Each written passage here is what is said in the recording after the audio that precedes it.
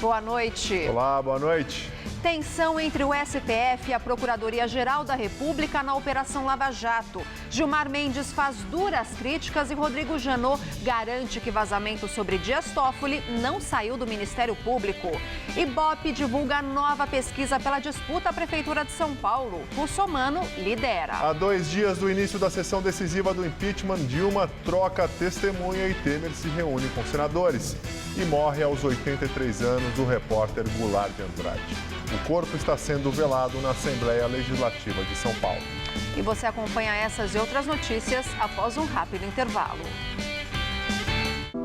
Muito antes de pedalar, muito antes de entrar nas quadras, muito antes de qualquer prova, eles já são vitoriosos.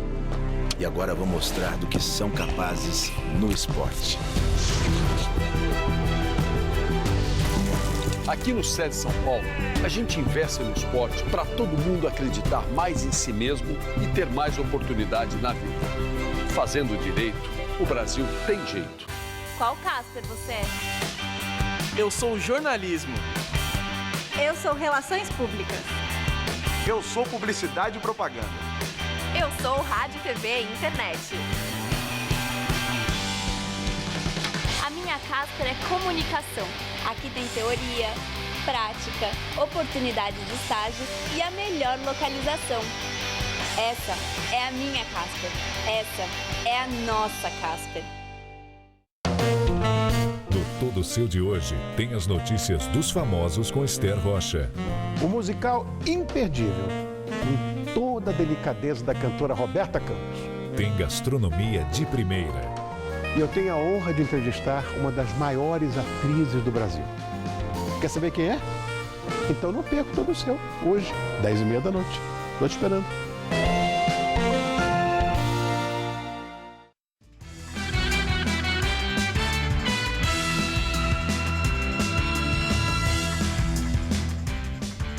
Motociclistas protestaram durante toda a tarde por importantes vias aqui da capital, como a 23 de maio. Entre outras reivindicações, eles pedem a regulamentação dos aplicativos de motofrete, aos quais acusam de concorrência desleal. O ato terminou na Avenida Paulista, em frente ao escritório da Presidência da República. A concentração foi em frente à sede do Sindicato dos Motoboys de São Paulo, no Brooklyn, na Zona Sul. Por volta da 1h30 da tarde, o grupo saiu em passeata. O trânsito ficou complicado já na Avenida Vereador José Diniz. Os manifestantes querem a fiscalização dos aplicativos de frete e de empresas consideradas ilegais por eles. Para essa categoria, a falta de regulamentação e a concorrência dos serviços são um risco aos profissionais. Os motoboys pedem também a volta das faixas exclusivas para motos, a criação de bolsões de estacionamento para motocicletas com placa vermelha e ainda campanhas de educação no trânsito. Um dos motivos, por exemplo, essa indústria da multa, né? Você não vê nenhuma campanha de educação de trânsito, mas sim grandes retornos lucrativos, e você não vê o retorno disso nas pistas, nas vias, na viabilização, na comunicação de placas. Os motociclistas percorreram a Avenida 23 de Maio até a Prefeitura de São Paulo, onde pararam para protestar. Durante todo o percurso, eles bloquearam o trânsito em importantes vias da capital. O comércio só anda se a gente estiver lá, né? Estou aqui parada sem poder saber para onde eu vou agora. Aqui parada porque fecham completamente. Então deveria ter um espaço exclusivo para eles, para todo mundo poder se manifestar da forma que quisesse, mas não interromper o trabalho de outras pessoas, né? É cada dia mais difícil, né? Porque eu acho que tem tantas maneiras para você protestar. E você acaba dificultando a vida de quem, trabalhador, está ali com a mesma rotina que a sua, reivindicando seus direitos, etc. E você está atrapalhando todo mundo, né? A Polícia Militar e a CT dizem que foram informadas previamente sobre o ato e puderam se planejar para acompanhá-lo. O protesto terminou na Avenida Paulista, que também teve o trânsito parcialmente bloqueado. A Prefeitura respondeu por meio da CET. Em nota, disse que não houve diminuição do número de bolsões de estacionamento para motocicletas na capital, mas que eles foram remanejados devido à implantação das ciclovias. Afirmou ainda que a cidade tem hoje mais de 1.200 bolsões, com um total de 14.500 vagas. Sobre as motofaixas, justificou que elas foram desativadas após o aumento do número de acidentes. A Prefeitura informou ainda que desde outubro de 2014 já existe um grupo de trabalho sobre o motofrete, que inclui a CET e o Sindicato dos Motoboys. E mais cedo, um outro protesto, só que dessa vez de taxistas, tomou um trecho aqui da Avenida Paulista também. A categoria reclama que os motoristas de aplicativos como Uber e Cabify praticam preços abaixo do custo e não estão cumprindo as regras estabelecidas no decreto que regulamentou o serviço na capital. Morre aos 83 anos e ainda brilhando aqui na TV Gazeta, Goulart de Andrade, o repórter mais antigo em atividade do Brasil. Com seu jeito inquieto e intenso, ele transformou a linguagem da TV numa época em que ainda nem existia a palavra multimídia. Foi ele quem criou a reportagem narrativa e, com ela, inspirou várias gerações. Foi no meio dos estudantes da Casper Libero que Goulart de Andrade encerrou a brilhante carreira de 61 anos na área da comunicação. Aqui na TV Gazeta, ele apresentava desde 2012 o programa Vem Comigo, nome inspirado no bordão que criou quando ainda fazia o Comando da Madrugada. Vem comigo! Hoje eu vou entrar na sua pele. Vem comigo, pô! O programa rendeu mais de 12 mil horas de gravação e o acervo pessoal daquela época está hoje na Cinemateca, em São Paulo.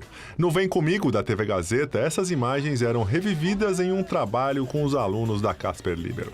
O mestre da reportagem mostrava aos futuros profissionais da área como trazer para a atualidade os trabalhos feitos por ele entre os anos 70 e 90. Todo programa de televisão, para mim, é muito importante. Eu mergulho de cabeça. Carioca, Goulart de Andrade nasceu Luiz Felipe Goulart de Andrade em 3 de abril de 1933. Viveu no meio de uma família de artistas. Sua mãe era a famosa cantora de rádio Elisinha Coelho. Parece que o amor no meu peito secou. E sua madrinha, nada mais, nada menos que Carmen Miranda. Iniciou a carreira no rádio na extinta Excelsior com o programa São Paulo 0 Hora, que depois deu origem na televisão ao famoso Comando da Madrugada. Mas antes, em 1955, na TV Rio, lançou o programa Preto no Branco. Goulart de Andrade foi ainda publicitário, radialista, ator, roteirista e diretor de TV. Teve passagens por diversas emissoras, Bandeirantes, Globo, SBT e a extinta Rede Manchete. As andanças de Goulart de Andrade, desde sua incursão no jornalismo, renderam-lhe viagens pela Índia, África, Israel, China e que, se somadas, dariam 2 voltas no planeta. Só não visitou Cuba, mas o ministro da Saúde cubano veio até ele para mostrar o tratamento das doenças de pele, como psoríase e vitiligo, desenvolvido na ilha de Fidel. Em 61 anos de carreira, Goulart de Andrade recebeu alguns dos mais importantes prêmios do Brasil, como o da Associação Paulista de Críticos de Arte e Troféu Imprensa. Nos Estados Unidos, foi tema de uma reportagem especial na revista Weekly Edition do jornal The Daily Post de Nova York. Nesta época, fez Beautiful Brasil, precursor da produção independente, produziu, dirigiu, financiou e apresentou alguns de seus programas. Ícone da TV brasileira, Goulart de Andrade deixa a mulher Margarete Bianchini, com quem viveu nos últimos 13 anos, 3 filhos, 3 netos, 1 bisneta e uma legião de fãs.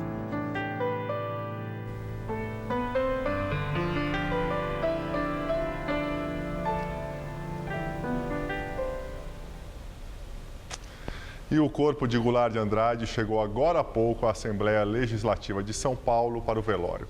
A repórter Sabrina Pires acompanha e tem mais informações. Sabrina, boa noite.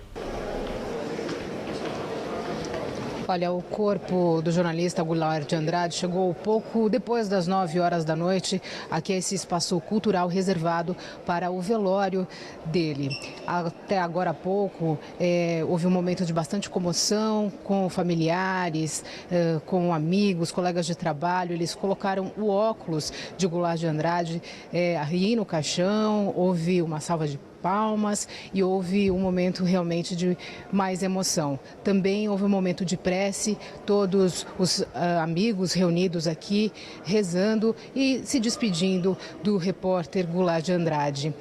Esse velório estava marcado para mais cedo, desde o início da tarde. Muitas pessoas já aguardavam a chegada do caixão, que chegou depois das 9 horas da noite. E o velório segue agora durante toda a madrugada e vai até amanhã, às 11 horas da manhã. Depois, o corpo sai daqui e vai para o crematório da Vila Alpina, na Zona Leste. Por enquanto, é público, qualquer pessoa pode participar aqui, se despedir de Goulart de Andrade, mas no crematório será uma cerimônia só para os familiares e amigos mais íntimos. Isso, então, ao meio-dia.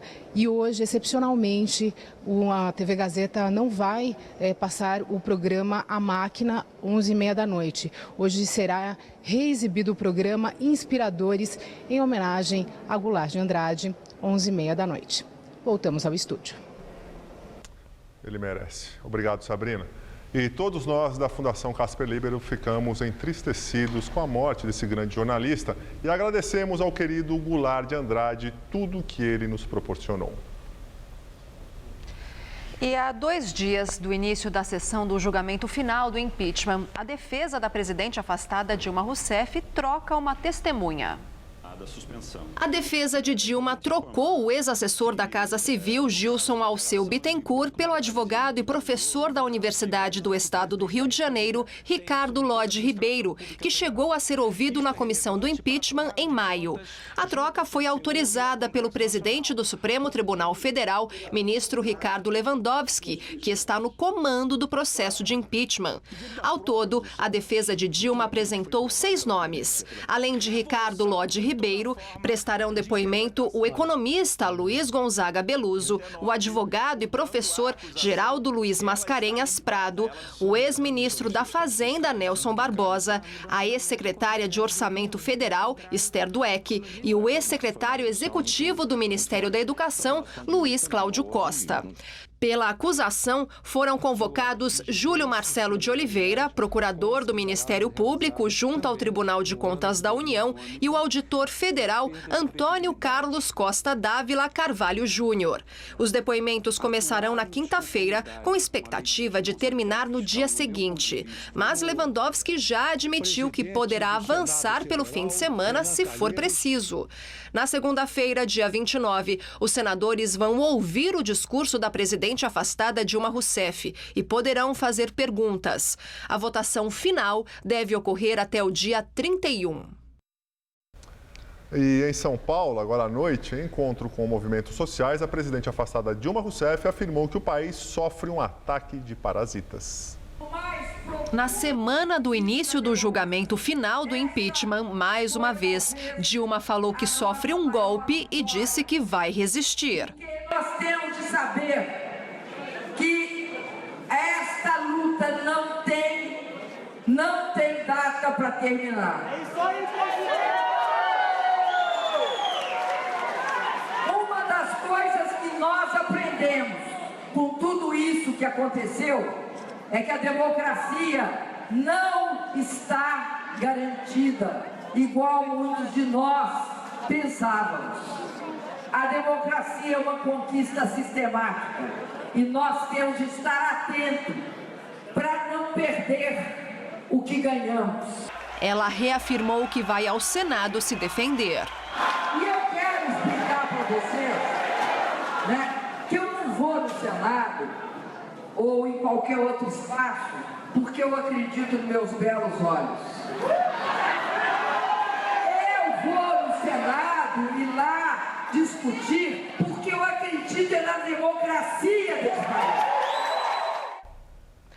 E o presidente do Supremo Tribunal Federal, ministro Ricardo Lewandowski, rejeitou um pedido da defesa da presidente afastada Dilma Rousseff para anular a votação do último dia 10, que permitiu que o processo de impeachment seguisse para o julgamento final.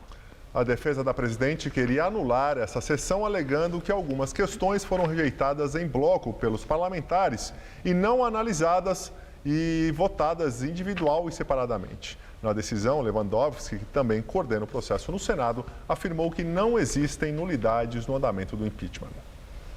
E o presidente interino Michel Temer se encontra com senadores do Nordeste, principalmente os que têm evitado se posicionar publicamente sobre a votação final do impeachment da presidente afastada Dilma Rousseff.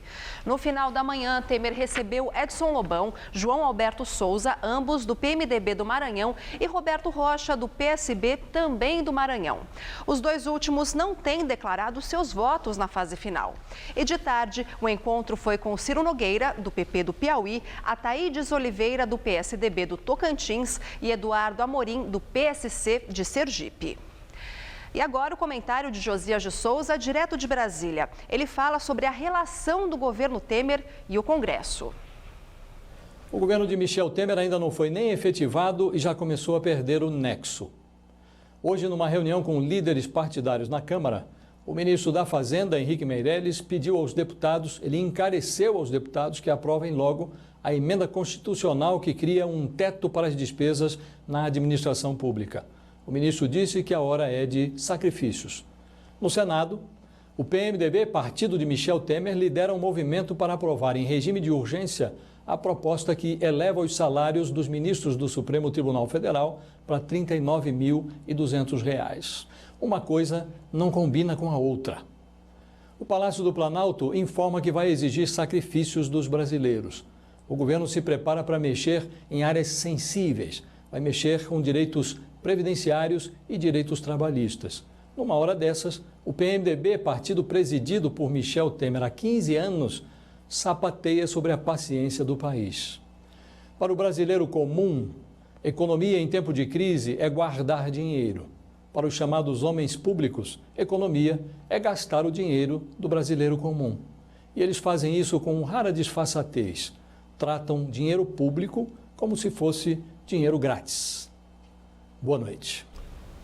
O Ibope divulgou hoje nova pesquisa pela disputa à Prefeitura de São Paulo. Celso Russomano, do PRB, mantém a liderança com 33% das intenções de voto. Em segundo está Marta Suplicy, do PMDB, com 17%. O terceiro lugar está embolado. Fernando Haddad, do PT, Luiz Erundina, do PSOL e João Dória, do PSDB, aparecem com 9% cada um. Major Olímpio, do Solidariedade, tem 2%. Altino, do PSTU, João Bico, do PSDC, Levi Fidelix, do PRTB, Ricardo Young, da Rede, registram 1% cada um. Henrique Arias, do PCO, não pontuou. Brancos e nulos somam 13%. Não sabem ou não responderam, 4%. A margem de erro da pesquisa é de 3 pontos percentuais para mais ou para menos. O levantamento foi encomendado pela TV Globo e pelo jornal O Estado de São Paulo e está registrado no Tribunal Regional Eleitoral.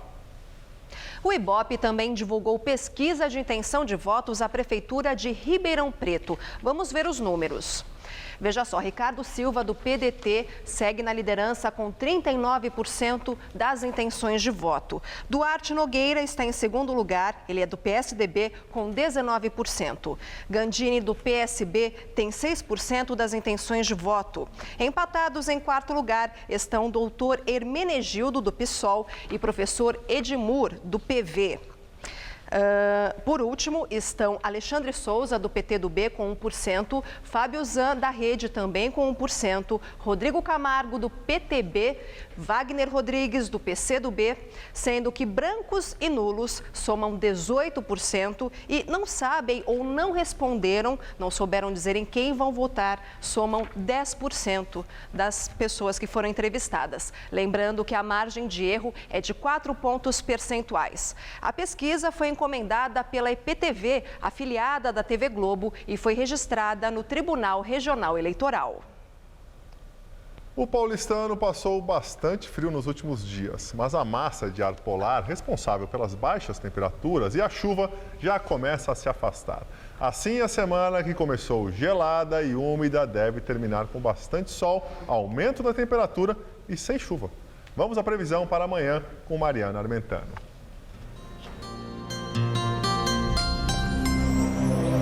Como o sol voltou a predominar em todo o estado, as temperaturas aos pouquinhos também voltaram a subir.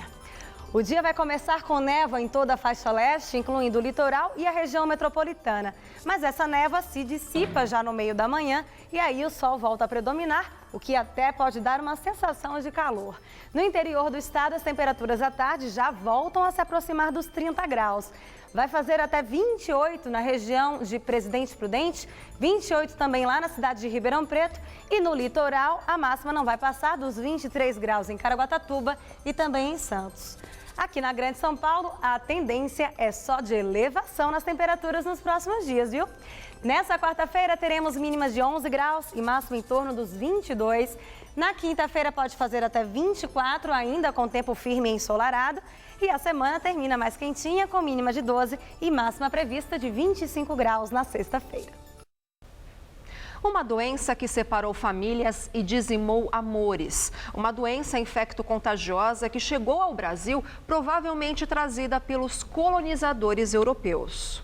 Em 2014, mais de 30.500 pessoas estavam em tratamento de hanseníase em todo o país. No estado de São Paulo, são 1.608 pessoas. Entre as décadas de 30 e 80, o Brasil contava com 37 colônias, onde os doentes eram confinados até a morte. O paciente é levado para o hospital e a casa incendiada. Cenas assim eram comuns em São Paulo e nem faz tanto tempo. A lepra impulsionou entre os paulistas violência e um imaginário carregado de preconceito. Acreditava que se mordesse 7 pessoas, ele sararia. Então, a população morria de medo de ver alguém com uma certa deformidade, podia até ser uma doença de pele qualquer, mas ela identificava como leproso, porque aquele poderia morder seus filhos. O famoso homem do saco, que põe as crianças para dentro, que amedronta as crianças, podia ser um leproso que vindo. A lepra, chamada hoje por força de lei de hanseníase, causou pânico em São Paulo, mesmo depois da cura em 1942. Foram quase 200 anos de perseguição a quem tivesse sintomas parecidos com a doença de pele. E isso mexeu profundamente com a cidade. Do primeiro hospital dedicado aos Lázaros em 1803, aqui em São Paulo, até os dias de hoje, o tratamento aos doentes mudou bastante. Mas essa era uma pauta urgente, já que os leprosos eram excluídos das suas comunidades e ficavam vagando, mendigando por aí. Aqui no acervo da Assembleia Legislativa, há o registro de vários pedidos de verba para a construção de mais espaços para eles. Inclusive uma lei que dedicava o dinheiro da loteria para esse tipo de construção de hospital, para os chamados, na época, de morféticos. Nem tudo saiu do papel.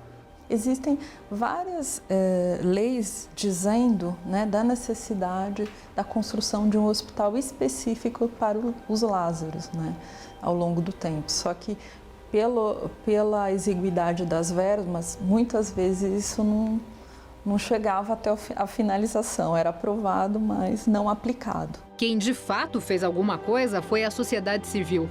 É o que conta a historiadora Yara Monteiro, autora de uma tese de doutorado sobre o tema.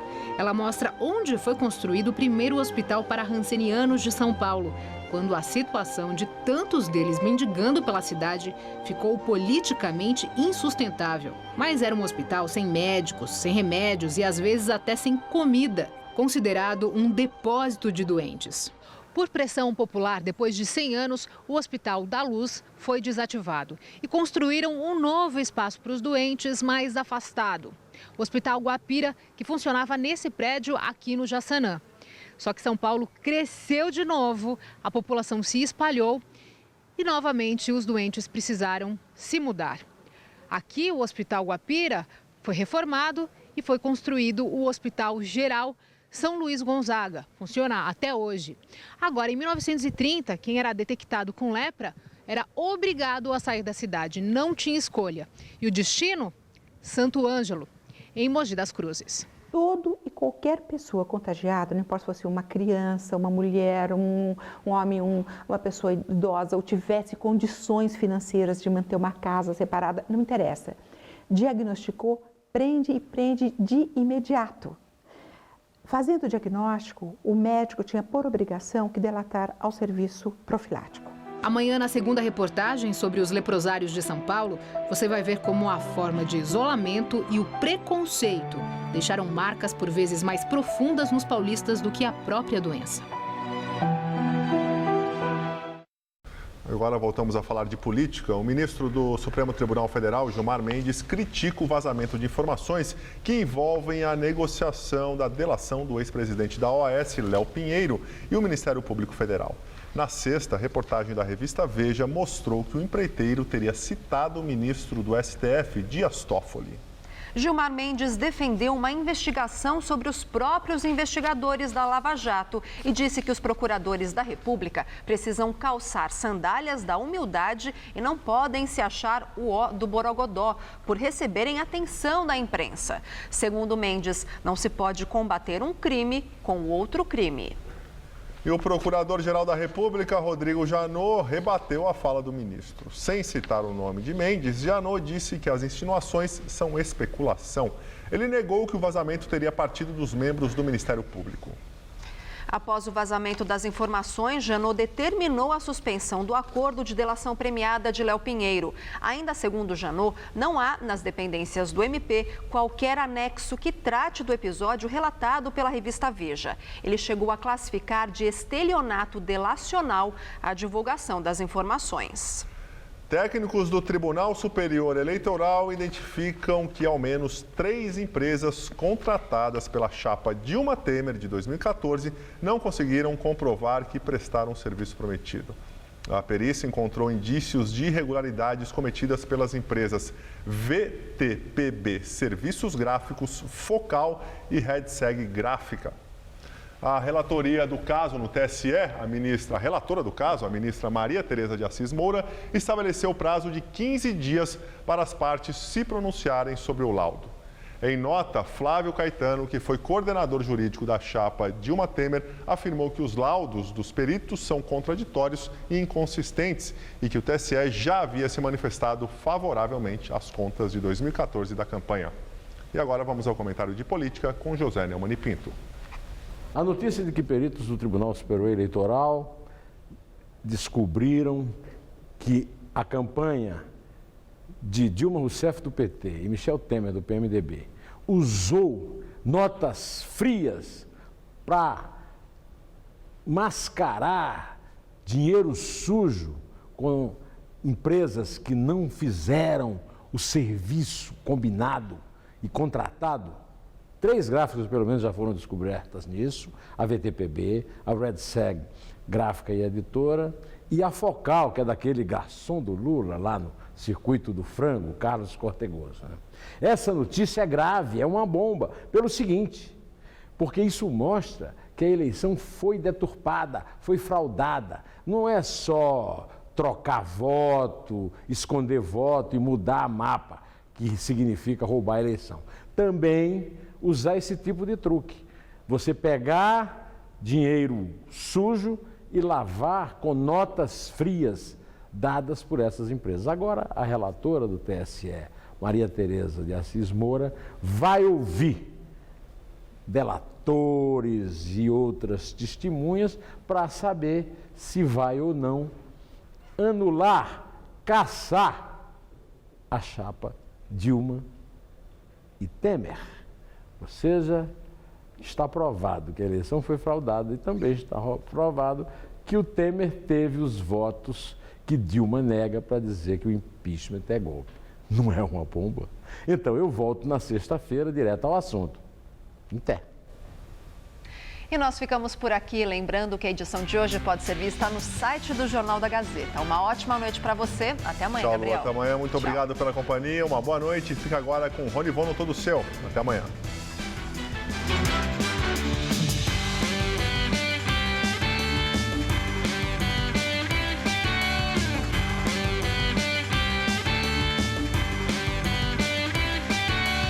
Daqui a pouco, 11h30 da noite, em Inspiradores, reveja o especial com o jornalista Goulart de Andrade. Assista agora, todo seu.